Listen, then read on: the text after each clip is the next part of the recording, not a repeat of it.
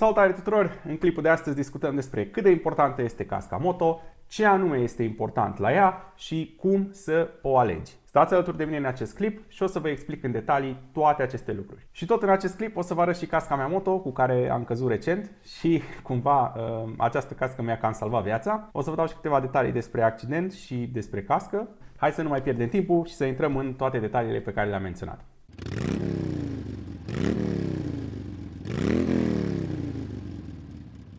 Ok, hai să răspundem la prima întrebare. Cât de importantă este casca moto? E bine, casca moto este cea mai importantă parte din echipamentul tău, deoarece ea îți protejează capul, care este o regiune foarte, foarte sensibilă și care, dacă ai accidentat-o, nu prea mai ai ce face.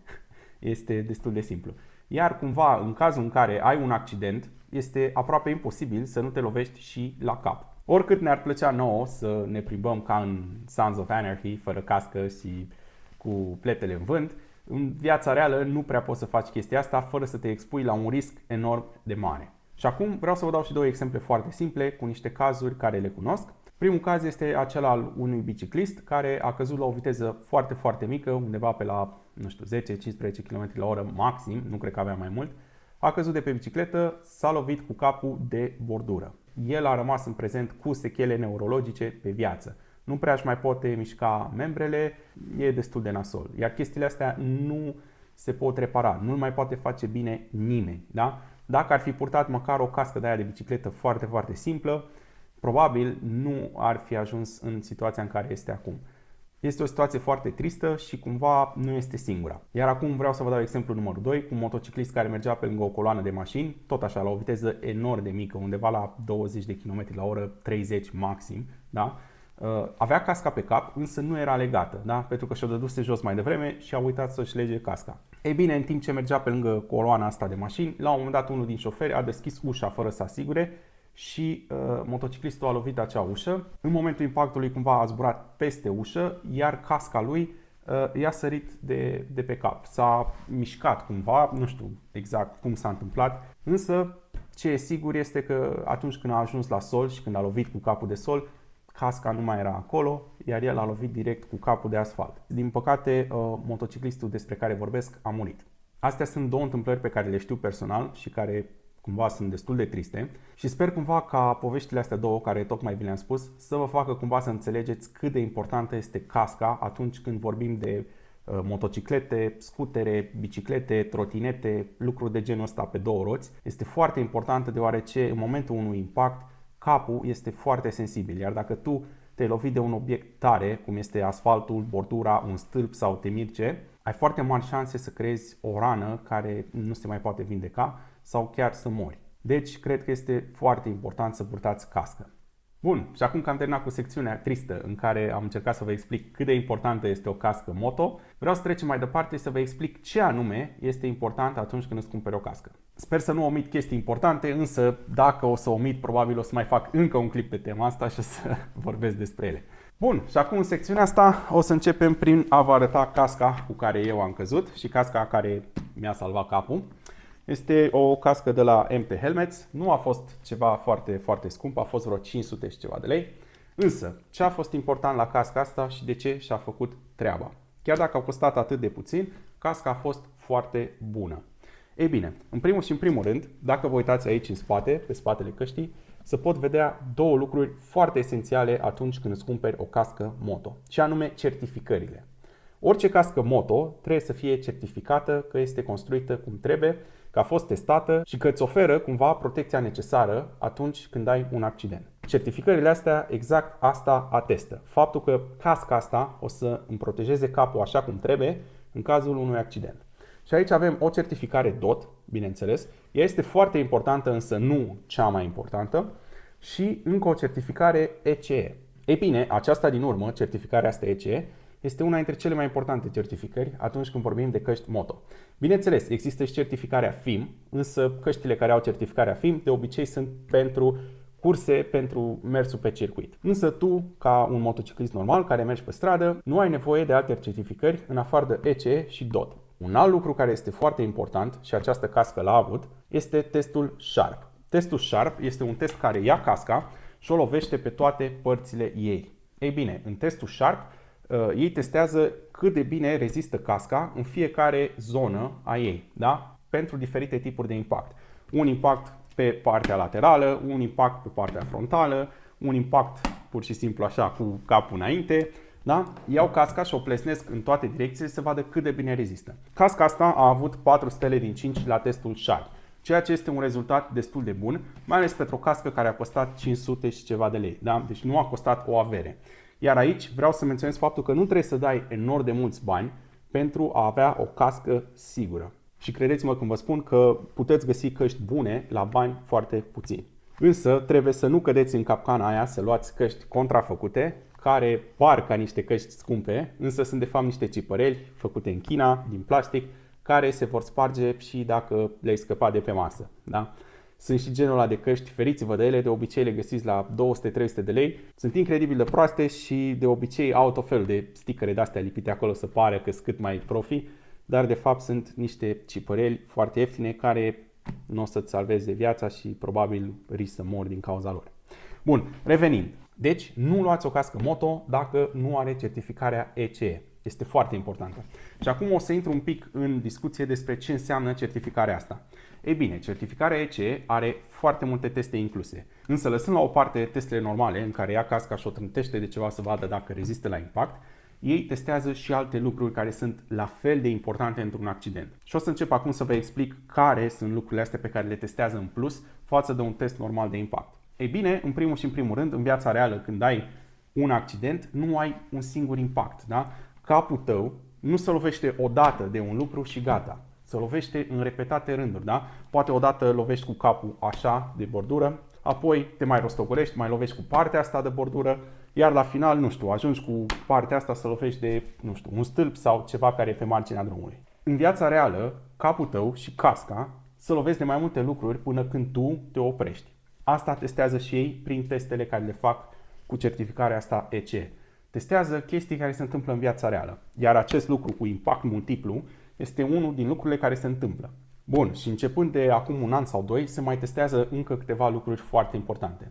Și anume, forța pe care casca o transmite gâtului în momentul impactului pe care îl ai. Da? Este foarte important, deoarece dacă casca este foarte grea sau nu este concepută cum trebuie, tu cazi, da? Capul tău lovește un obiect, însă este transmisă o forță foarte mare asupra gâtului. Și chiar dacă capul îți rămâne intact, e posibil să ai gâtul rupt. Da? E posibil ca greutatea căștii și felul în care ea reacționează la un impact să-ți rupă gâtul. Și chestia asta, bineînțeles, nu e ceva ce-ți dorești. Da? Deci nu e un lucru pe care ți-l dorești. Și atunci, cumva, lucrul acesta este verificat și el când se testează o cască pentru certificarea asta. Mergem mai departe și o să vă explic un al treilea lucru foarte important care este testat atunci când o cască primește certificarea. Și anume, câtă forță absorbe ea în momentul impactului. Da? Pentru că este foarte important că atunci când tu lovești un obiect, casca să se deformeze, da? Să se crape așa ușor, ușor și înăuntru, spuma aia care este înăuntru, da? Și calota căștii să absoarbă cât mai multă energie din partea impactului. Da? Să absoarbă cât mai multă energie de la impact ca ea să nu fie transmis către capul tău și către creierul tău. Pentru că exact ca la mașină, cum mașina este făcută să se deformeze cât mai mult ca energia impactului să nu ajungă la tine și la organele tale interne, la fel este important la cască. Da? Casca trebuie să se deformeze într-o manieră controlată, astfel încât energia să nu ajungă la capul tău și la creierul tău. Pentru că degeaba casca rămâne întreagă și nu se sparge dacă creierul tău primește înăuntru un șoc în cutia craniană și se face terci, da? Se face ca o fasole bătută. Păi practic în cazul ăla tu mori sau în cel mai bun caz rămâi legumă pe viață. Da? Deci este foarte important și acest aspect când vorbim de căști. Și tocmai certificările astea pe care le menționam și le tot menționez ca să vă rămână întipărite în cap, tocmai asta testează certificările respective. Sunt foarte importante și credeți-mă că detaliile astea mici sunt ceea ce vă pot salva viața în cazul unui accident. Dacă nu mă credeți, căutați și voi pe internet ca să vedeți că exact asta este și asta este foarte important. Sunt foarte mulți care vin și îmi zic, bă, lasă că dacă cazi la 200 la oră oricum nu mai contează. Bun, acum, dacă tu cazi la 200 la oră pe stradă, înseamnă că ți-ai căutat-o. Da? Dar hai să vă zic o chestie. Eu când am căzut cu casca asta, aveam o viteză destul de mare, iar în momentul în care mă apropiam de zona în care s-a întâmplat accidentul, Nu vreau să zic mai multe detalii, însă aveam o viteză foarte mare, eram în treapta a 6-a, puteți să calculați și voi anumite chestii. S-a blocat cumva cutia de viteze când am încercat să retrogradez înainte de viraj, iar după aia, pur și simplu, am pierdut controlul motocicletei, am încercat să frânez cât de mult pot până ajung la viraj, însă fără frâna de motor a fost aproape imposibil să reduc viteza suficient de mult cât să iau virajul respectiv. Nu mai știu exact viteza la care a avut loc impactul, însă pot să vă spun doar că am fost aruncat pe deasupra motocicletei, da? Am zburat cu capul înainte și am lovit cu toată partea asta o zonă cu bordură foarte, foarte mare. Ei bine, casca a ținut extrem de bine și mi-a salvat viața la o viteză destul de mare. Da? Deci, credeți-mă că contează enorm de mult să ai o cască foarte bună. Și dacă nu mă credeți, uitați-vă și la MotoGP când cad băieții aia la peste 200 la oră și se ridică. Da? Într-adevăr, ei nu se lovesc de nimic, se rostogolesc foarte mult și toată energia se risipă cumva în chestia aia. Însă, hai să fim serioși, cazi la 200 de km la oră și te ridici. Da? Deci, echipamentele care au cât mai multe certificări și cât mai multe teste făcute sunt cele mai sigure și pe alea vi le recomand cu cea mai multă căldură și încredere. Da? Bun, acum că v-am zis de certificări și care sunt foarte importante, vreau să recapitulăm. Da? Deci, foarte important să ai certificare ECE și cu standardul ăsta cât mai nou. Da? Asta este certificare ECE 2205. E bine, în prezent există și certificare mai nouă de 2205. Căutați să fie cât mai mare această certificare, să fie cât mai recentă, deoarece sunt și testele pe care le-am menționat anterior. Da? Cele cu greutatea asupra gâtului, cele cu impact multiplu. Da? Ei iau casca asta și o rostogolesc și o lovesc de mai multe chestii să vadă cum se comportă într-un accident din viața reală, da? Pentru că testul DOT înainte nu făcea decât să ia casca, să o lovească o dată și gata, aia era. Să uita, bă, a rezistat capul, e creierul întreg, bun, mergem mai departe, casca e bună. Ei, certificarea asta ECE face mai mult de atât și testează în mult mai multe cazuri, mult mai complexe. Ok, acum să trecem un pic la partea structurală, da? Un aspect foarte important când vine vorba de căști este greutatea lor. Greutatea căștii este importantă, deoarece cu cât este mai grea, cu atât transferă mai multă accelerație și forță asupra gâtului în momentul unui impact. Casca asta, da, are undeva la, nu știu dacă se vede pe cameră, are 1500 de grame, da? Are 1,5 kg. Este o cască foarte grea, deoarece este construită din policarbonat. Și aici cumva vreau să ating subiectul ăsta, și anume materialele din care sunt construite căștile. Sunt căști care sunt din plastic simplu, și alea sunt cele mai proaste. De obicei nu au nicio certificare, pentru că nu pot lua o certificare, deoarece ele se sparg foarte repede. Da? La un impact ele se fac bucăți, efectiv nu rezistă, nu poți să certifici practic așa ceva pentru uz în viața reală. Însă totuși acele căști încă le găsești în tot felul de magazine, nu vreau să dau nume, dar credeți-mă că alea sunt cele mai periculoase. Ele arată foarte bine, sunt lucioase, shiny, sunt super faine, dar îți pun viața în pericol, se sparg foarte ușor la un accident și nu prezintă practic nicio siguranță pentru tine. Următoarele căști sunt cele din termoplastic și alți policarbonați de genul ăsta. Genul ăsta de căști sunt ieftine, îți oferă un grad de protecție adecvat și rezistă destul de bine la impact. Astea sunt căștile respective, da? Exact cum e și asta, și le găsești undeva la 500, 600, 700, 800 de lei, poate chiar și până într-o 1000 de lei. Da? Genul ăsta de căști sunt căștile de buget. Singura problemă a lor este greutatea. Da? Ele sunt destul de grele. Îți oferă un grad relativ bun de protecție, dar sunt foarte grele și atunci, în momentul unui impact, transferă foarte multă energie asupra gâtului. Bun. O altă problemă pe care o au genul ăsta de căști este faptul că atunci când se lovesc, ele nu disipă foarte, foarte bine energia impactului. Da?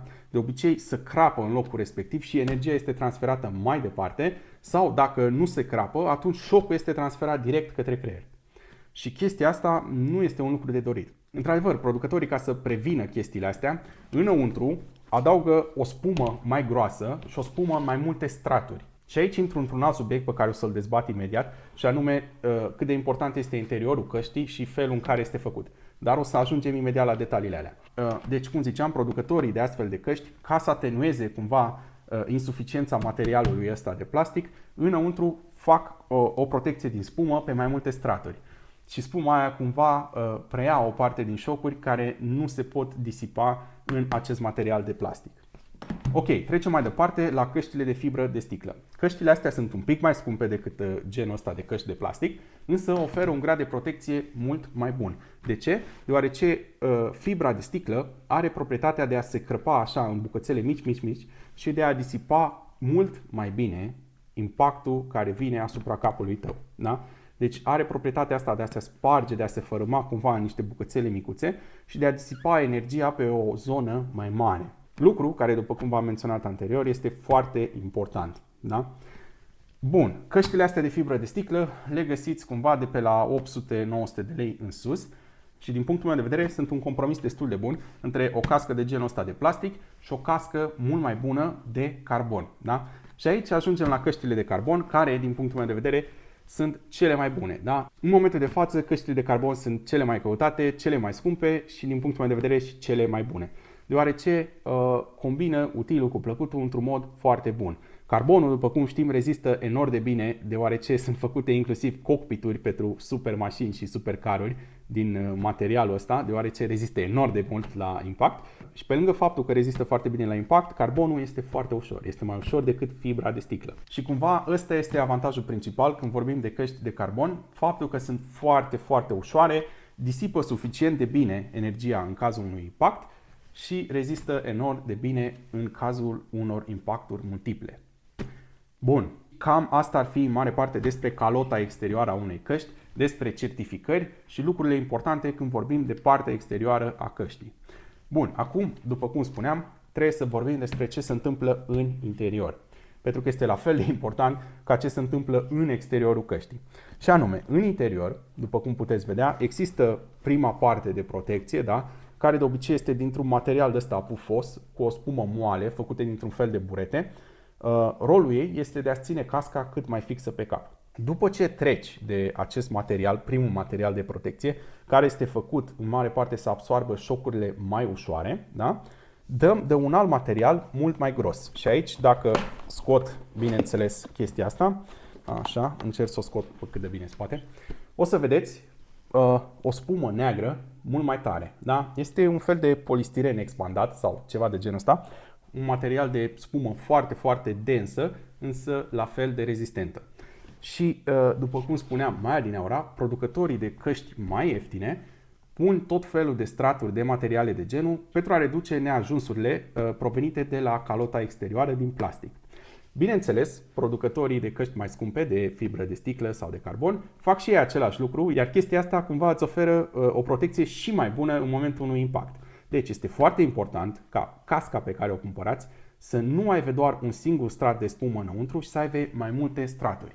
Fiecare strat de spumă care este în interior și acest polistiren expandat de care ziceam, absorbe impact în funcție de puterea acestuia. Da? Sunt straturi mai groase care absorb impacturi mai mici, straturi mai subțiri și mai dense care absorb impacturi mai mari și atunci, practic, cu cât ai mai multe straturi de genul, cu atât se comportă casca mai bine în momentul unui impact. Iar chestia asta, după cum ziceam, transferă mult mai puțină energie asupra capului tău și asupra creierului. Pentru că, dacă vă amintiți, creierul este foarte sensibil la șocuri, da? Și nu vrem să-l transformăm într-o tocăniță de varză, nu știu.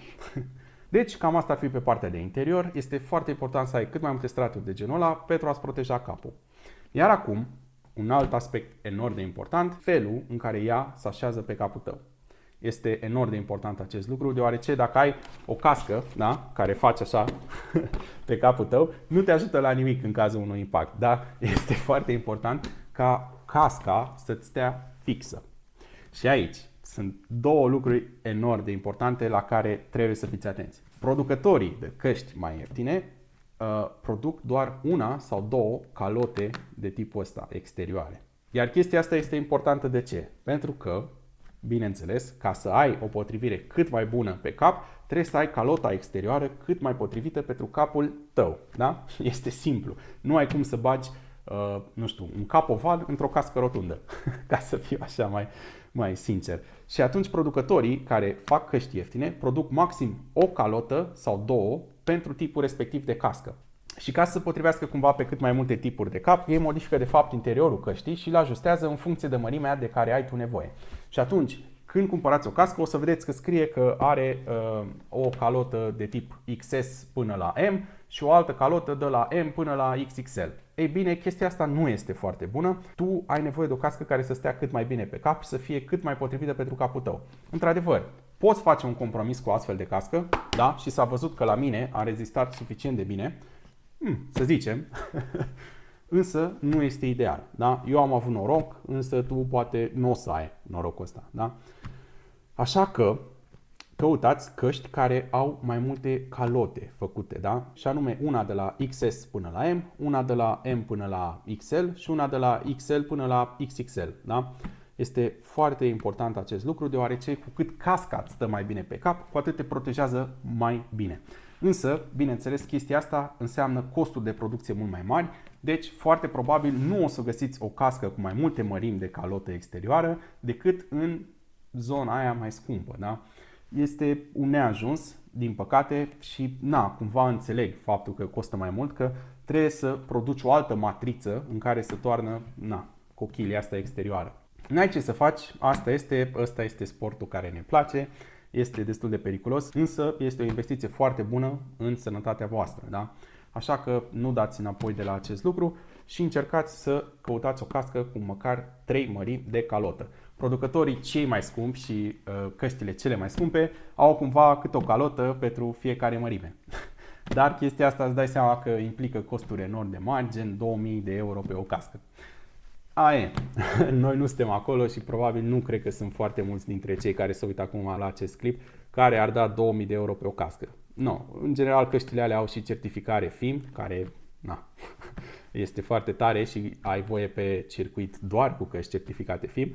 Dar n-ai ce să-i faci, nu toți ne permitem să dăm 2000 de euro pe o cască. Însă, credeți-mă că sunt căști care costă 15 milioane și îți oferă o protecție foarte bună. Nu la fel ca o cască FIM, da, de 2000 de euro, dar cel puțin aproape la fel, da? Aproape la fel de bună. Deci sunt variante și în gama asta mai mică de preț, însă trebuie să fii atent ce cumperi, da? Pentru că poți să dai 3000 de lei pe o cască, să nu ai certificare ECE, iar în cazul unui accident să fie mai proastă ca o cască de genul ăsta. Da? Deci trebuie să fii foarte atent ce cumperi. Bun, sper că ați înțeles cât de importante sunt certificările și felul în care este construită casca. Am încercat să intru în cât mai multe detalii și sper că au fost destul de simple și pe înțelesul vostru, astfel încât să vă dați seama ce căști să vă luați. Iar acum trecem la următorul aspect, și anume cum vă alegeți casca potrivită pentru voi. Păi, în primul rând, nu comandați căști online, da? Deci nu vă cumpărați o cască online și vă măsurați voi acasă capul cu vreun centimetru, cu vreo nebunie de genul și ziceți, aia mi se potrivește. Pentru că există riscul foarte mare, 90%, ca acea cască să nu-ți vină cum trebuie să o returnezi, trebuie să aștepți și e foarte frustrant.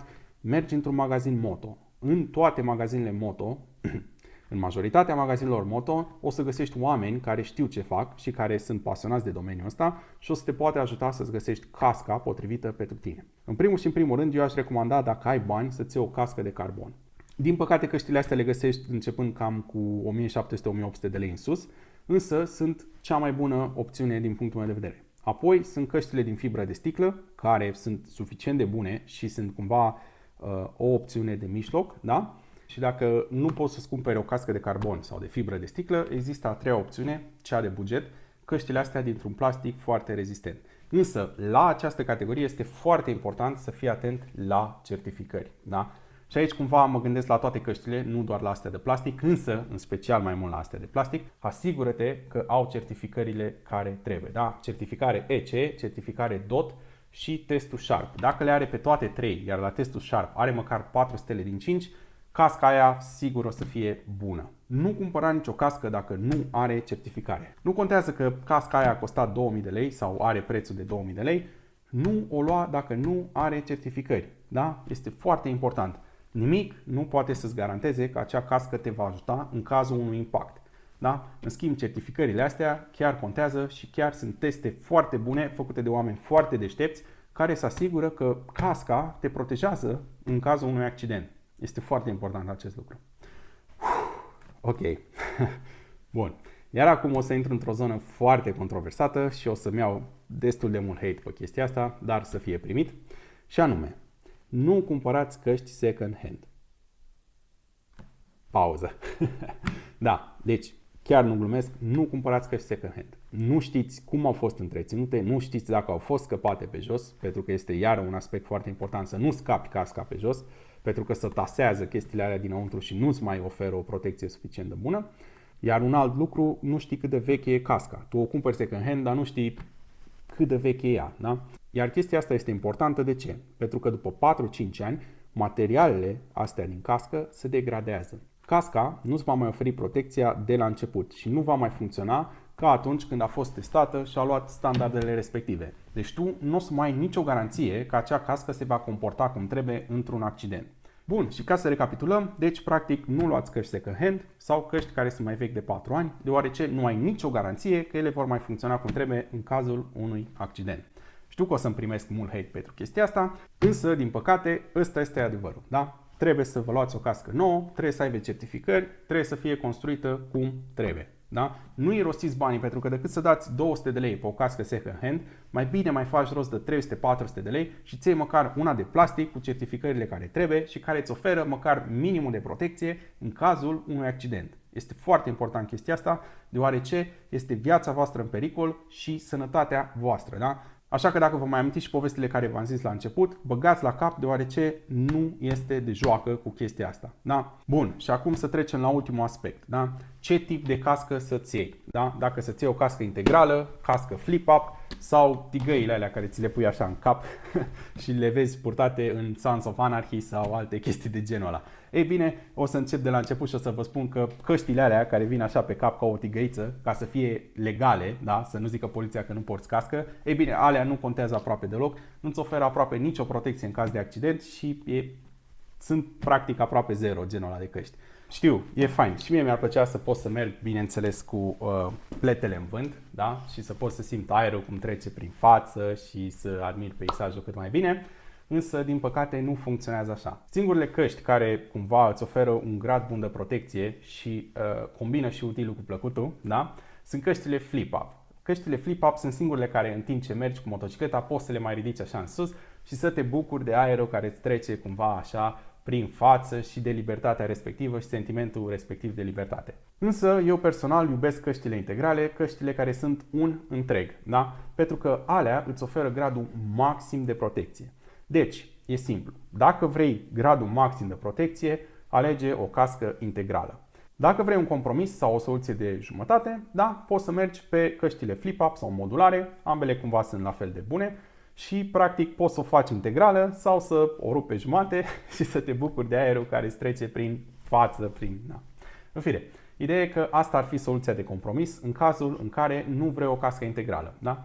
Iar în afară de soluțiile astea două pe care le-am menționat, mai sunt căștile de adventure, unde poți să dai viziera jos și să pui o pereche de ochelari de off-road, da? Cum sunt căștile de pădure care nu au vizieră și îți pui ochelarii respectivi. Poți să-i mai dai jos din când în când, poți să te bucuri cumva de briza respectivă de aer și de libertate. Însă aia cumva este o soluție de compromis. Am văzut câteva clipuri pe net unde mergând pe autostradă, motocicliștii au primit așa o piatră sănătoasă direct în cap, da? De pe contrasens. Și cumva dacă nu ai o cască care este integrală, da? Nu ai o cască care îți acoperă toată fața, în momentul ăla când vine cataroiul ăla și te lovește direct în față la vreo 100 de km la oră, da? Pentru că este viteza ta plus viteza lui și vitezele se adună, da? În cazul unui impact, vitezele se adună. Iar dacă îți vine o piatră, nu contează, poate să fie și atât, da? Poate să fie o pietricică atâta. La viteza aia, impactul este devastator, credeți-mă. Și atunci este foarte important să ai o cască integrală sau măcar o cască flip-up sau modulară care este trasă în jos. Pentru că dacă e trasă în sus, nu te ajută cu nimic, că îți vine direct în față. Da? Și chiar dacă impactul cu piatra respectivă nu te omoară, este foarte posibil să faci accident. Atât din cauza durerii și pur și simplu din cauza că o să închizi ochii și o să te ferești de ea. Da? Deci este mult mai sigur o cască integrală. Pentru că dacă te-ar lovi o piatră în față, pur și simplu ai vedea-o, te-ai feri, ai închide ochii pentru câteva secunde, ai simți șocul respectiv, dar nu simți durere, da? Și tu știi că ești cumva protejat, așa că psihologic reacționezi mult mai bine decât dacă ai fi cu zona asta a feței descoperită. Știu, și eu aș vrea să pot să merg mereu cu fața descoperită și să fie fain, dar din păcate noi nu suntem Superman, noi ne stricăm dacă ne lovim de ceva. N-ai să-i faci. Asta este natura umană, ăsta e corpul pe care îl avem și trebuie să-l păstrăm așa, întreg. Da. Deci, asta ar fi, dragilor, despre căști. În mare parte, cam asta am vrut să vă zic astăzi. Clipul ăsta este cumva poate mai mult pentru începători, pentru că sunt convins că majoritatea motocicliștilor veterani deja cam știu lucrurile astea, însă probabil aia care sunt mai bătrâni s-ar putea să mă contrazică la multe chestii pentru că știu ei mai bine. Dar credeți-mă, chiar și cei mai bătrâni, că lucrurile s-au schimbat și este foarte important să ai casca care trebuie. Da? Din nou vreau să mai adresez căștile alea clasice, retro, care sunt decupate așa aici, pur și simplu ai o protecție la spate și în lateral, dar pe față nu ai nimic. Alea sunt faine, arată bine, am văzut de obicei sunt folosite foarte mult de către cei care merg pe scutere sau maxi-scutere. Bă, fraților, ce să zic, ele sunt decente într-un impact, însă nu maxime, pentru că toată zona asta a feței îți este expusă. Da? Chiar dacă îți protejează capul relativ ok, fața îți este expusă și, nu știu, gândește-te că dai cu fața direct de o bordură. Ce crezi că se va întâmpla? Nu știu. Eu zic că nu o să întâmple nimic plăcut și cred că stricăciunile vor fi foarte mari. Iar apoi, din nou, gândiți-vă la lucruri de mai devreme pe care le menționam și anume că îți zboară o piatră de pe margine și te lovește în față. Credeți-mă, sunt destul de multe clipuri pe YouTube, căutați chiar voi să vedeți, cu faze de genul ăsta, când o piatră a zburat de pe margine, fie aruncată de un camion, fie te miri după unde și l-a lovit pe motociclist în față sau în cap. E un lucru foarte neplăcut. Eu am pățit personal, într-adevăr nu erau pietre mici, dar a trecut un tir pe lângă mine și au zburat, nu știu, niște pietricele așa cam cât unghia mică de la deget și m-au lovit în cască, efectiv. Și cumva pietrele alea m-au lovit în cască și nu a fost deloc plăcut, trebuie să vă zic. Sentimentul a fost foarte ciudat, nici nu am apucat să văd că vine. Adică chiar nu am apucat să văd că vine piatra respectivă. Pur și simplu doar a trecut tirul, am văzut că s-a ridicat așa un pic de praf și după aia doar am auzit când m-am lovit și am simțit-o. Dar nu am văzut-o venind, da? Deci chiar nu am văzut venind piatra respectivă și a fost foarte dubios, foarte, foarte dubios. O senzație foarte ciudată pe care, cumva nu vreau să o împărtășiți și voi, dar probabil în viața voastră de motocicliști o să o întâlniți. Bun, asta ar fi tot pe ziua de astăzi. Clipul e destul de lung, mult mai lung decât de obicei și față de ce clipuri fac eu.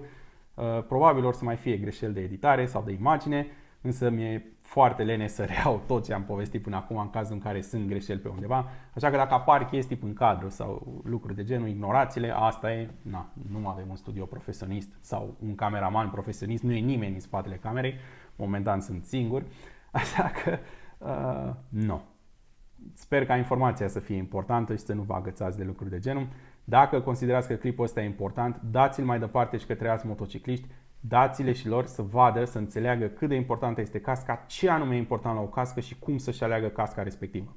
Gata, asta a fost tot, nu mă mai lungesc, sper că v-a plăcut, dați like, dați share dacă v-a plăcut și să ne auzim cu bine data viitoare. Pa!